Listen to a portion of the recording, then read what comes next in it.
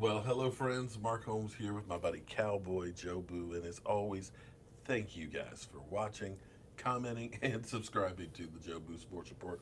Without you guys, this literally does not work. Let's get open for business and let's wake up the football gods up there. You know, I got my equipment working this morning, so I was able to actually see the live stream. So that was great news. Excuse me. That was great news. That we're going to be okay. Thursday, we'll be at Lucky Sports Bar, live stream from there. We're going to be using multiple cameras and stuff. Hopefully, we'll see some of you fans there. And when I was doing a little live stream this morning, I'll call him G Man because I can't pronounce the name. You know, I'm a name butcher, man. I can't read word jack, and I apologize for that. But I accept my flaws. G Man kept talking about Dez Bryant reunion, Dez Bryant reunion. I keep like, where is this coming from? Dez Bryant, that ship has sailed. Nothing against Dez Bryant. I loved his personality. I loved his passion. I loved the way he played on the field. But, at some point, you start getting old, your body starts breaking down, and the Cowboys have moved on. And we, as fans, need to move on as well. Tony Romo's not coming back through there. DeMarcus Ware's not coming back through there. Dez Bryant's not coming back through there. But I remember when with Rashid and other New York Giant fans that were talking about Odell Beckham and having conversations about Odell. He's a guy that's got all kinds of potential. The guy is incredible. When he reached up to the sky and got that Eli Manning pass that was just way out, it was shades of Clark with San Francisco reaching up to the skies and unfortunately beating my Dallas Cowboys in the NFC Championship. But to reach up and grab that play and come back down was incredible. But that play signified his whole career because, yes, he made that spectacular play, but they still lost the game. And people kept saying, well, maybe the Giants are going to trade him and things like that. I'd like to have him in Dallas. I said, no way. No way, no how that I want an Odell Beckham at my team. I'm sorry. These diva wide receivers don't win. You can go back through from T.O., Chad Ochocinco. These guys that give me the ball, and everything else. They do not win championships. They're too selfish. They got amazing talent. They're game changers, but just something's not quite right. And Odell, something's just not quite right. He went on a Twitter tirade last night. And like I said that he is a cancer to the locker room because he'll make the spectacular plays, but then, he's out there, look at me, I'm the greatest in the world. But when he messes up, next question, I don't remember. Or he'll put a hole in the wall. Or he'll be outside crying. Or when it's time to go ahead and get the job done, like when they finally, for the first time in his career, made the playoffs, beating the Washington Redskins, instead of going back with his team to get ready for playing the Packers the next week, he hopped the jet to Florida to hang out with Justin Bieber and to go out the next day on a boat and proceeded to show up at the game in Green Bay in the playoffs. I'm going to be outside with no shirt on to show everybody that I'm not cold in 3-degree weather, and proceeded not to show up. Well, he went on a Twitter tirade last night against some fans and things. I mean, literally went off. Listen, PSA, I'm having one of the best days of my life.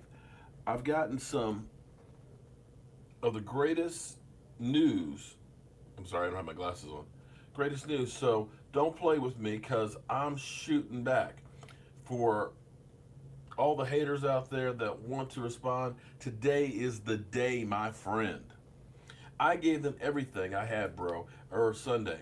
Just put some respect on my name. That's all I'm saying. I'm saying nothing. No trust in me. I got a lot better of info than people don't know about. So keep my name out your mouth the way I do y'all's. You dig?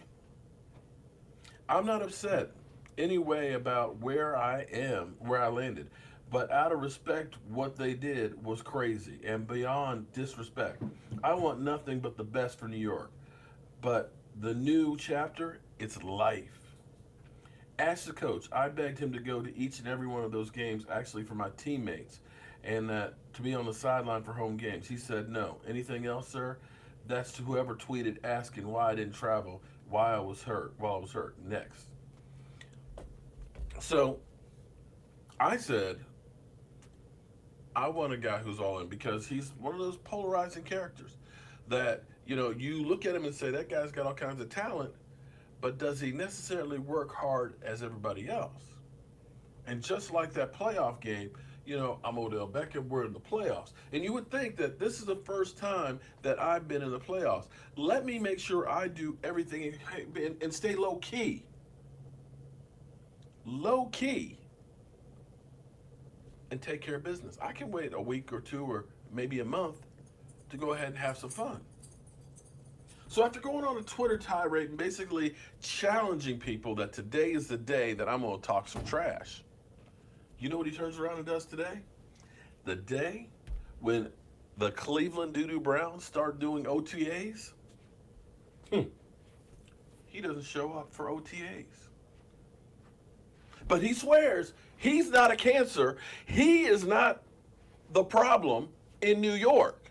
But you go out here, you put that team on blast. Oh, man, it wasn't me. I'm doing everything possible to win on Sundays. But then you go to a new team and you say, I ain't showing up for voluntary workout. I know it's voluntary, but you're the new guy out there. You're supposedly starting a new chapter. You're supposed to be saying, you know what? I got a new opportunity. I'm turning the leaf. Yet, you're still doing the same stuff. And that's why I absolutely, positively love Amari Cooper, as well as the rest of my Dallas Cowboys. Because you know what? Every single one of those guys are showing up for voluntary workouts and working out. Every single one of those guys is trying to get better. And even though Amari Cooper had crap he was dealing with Oakland, you never once, not a single time, heard Amari Cooper say anything bad about any of the players over there, the quarterback, the coaching staff, the fans, the situation, the way you have with Odell. Odell, you're gone from New York. You're starting over. Let that stuff go. It's done. It's over with. I don't see why you want to keep going through here and fighting the fans. Because in the end, you're bringing all this mess on you. Sometimes it's better to try and be the bigger man. I don't know what happened in New York. I don't, because, I'm not a New York Giants fan. In fact, I'm happy that they imploded, being a Dallas Cowboy fan. But at some point, you don't go through and one day say, I'm all about the team and working hard, and then the next day you don't show up for voluntary workouts. It's a little bit contradictory right there. And no, as much talent as that guy has, I do not want him on my team.